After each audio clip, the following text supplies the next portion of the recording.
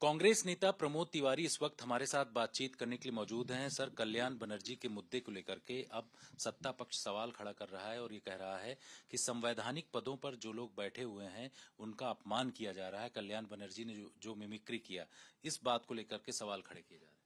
चूंकि मेरे सामने नहीं हुआ तो मैं कुछ नहीं कह सकता इस पर दो बातें कहना चाहता हूँ।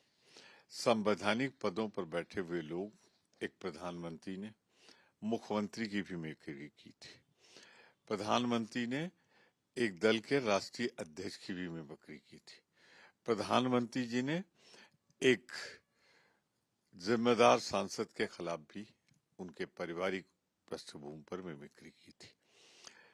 तो उस आईने में भी देखा जाना चाहिए ये। पर एक बात कहूंगा, आज जिस तरह सदस्यों का निष्कासन हो रहा है, मुझे देश के जंग आजादी का इतिहास याद आ रहा है। ऐसी लोकतंत्र की हत्या हुई थी। 1942 में अंग्रेजों भारत छोड़ो का नारा दिया था कांग्रेस पार्टी ने। तो उस समय भारतीय जनता पार्टी के पूर्वज, इनके मातृ संगठन के लोगों ने अंग्रेजों का साथ देने की सिर्फ मौखिक नहीं, लिखित घोषणा भी की थी। आज उसका प्रतिफल क्या मिला था हमें? आजादी का लोकतंत्र। उसी लोकतंत्र की हत्या हो रही है। संसद में विरोध न उभर सके, इसलिए सांसदों को बिना अकारण भाजपा के प्रस्ताव पर सदन से बाहर निकाल दिया गया है। तो ये वही हो रहा है। तब भी लोकतंत्र ही नहीं चाहते थे, आज भी लोकतंत्र नहीं चाहते हैं। वरना जिसके पास पर आए भाजपा के, उसके खिलाफ, सदस्य के खिलाफ कोई कार्रवाई नहीं।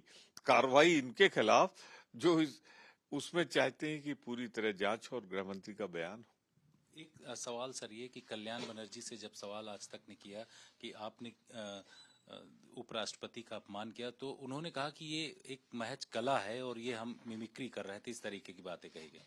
उन्हें जो स्पष्टीकरण देना था उन्होंने दिया। अब उस स्पष्टीकरण को कौन स्वीकार करता है, कौन नहीं करता, पर ये न भूलें, प्रधानमंत्री पद पर बैठकर मोदी जी ने जो मिमिक्री की है, जरा उस पृष्ठभूमि में भी देखें। मैं न इतना जरूर कहूंगा, बिना उसके कहानी पूरी नहीं होती। दूसरा ये कि इंडिया गठबंधन की जो बैठक हुई, उस बैठक में ये कहा गया कि मल्लिकार्जुन खड़गे प्रधानमंत्री पद के उम्मीदवार के बहुत बेहतर कैंडिडेट हो सकते हैं। ममता बनर्जी और अरविंद केजरीवाल ने इस बात को दोहराया भी। देखिए, ऐसा कोई प्रस्ताव तो पारित नहीं हुआ। उसकी पूरी बैठक के बारे में खड़गे साहब ने स्वयं बाहर कह दिया और उन्होंने स्पष्ट किया कि ये तब फैसला होगा जब हम सरकार बनाने जाएंगे, तो नेता का फैसला तब होगा। अब किसके क्या विचार है, ये तमाम लोगों के मन में तमाम तरह के विचार होते हैं, पर निर्णय जो हो जाए उसे ही देखा जाना चाहिए। और निर्णय यही है कि बैठक के बाद, जब हम सरकार बना लेंगे चुनाव के बाद, तो बहुमत के समय जब हम साबित करेंगे तो हम अपने नेता का चयन करेंगे। सीट शेयरिंग फार्मूले को लेकर के भी चर्चा हुई, लेकिन क्या 6 राज्यों में सीट शेयरिंग बेहतर तरीके से हो पाएगा? कांटे बहुत ज्यादा दिखाई पड़ रहे हैं। बिल्कुल न कांटे हैं, न कहीं उसमें कोई अवरोध है।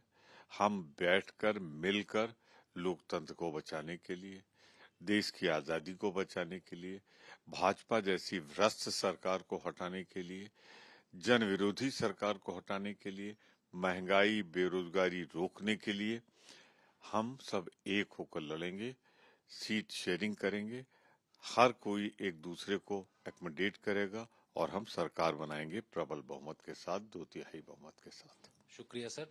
कैमरामैन अजय सिन्हा के साथ जितेंद्र सिंह, आज तक।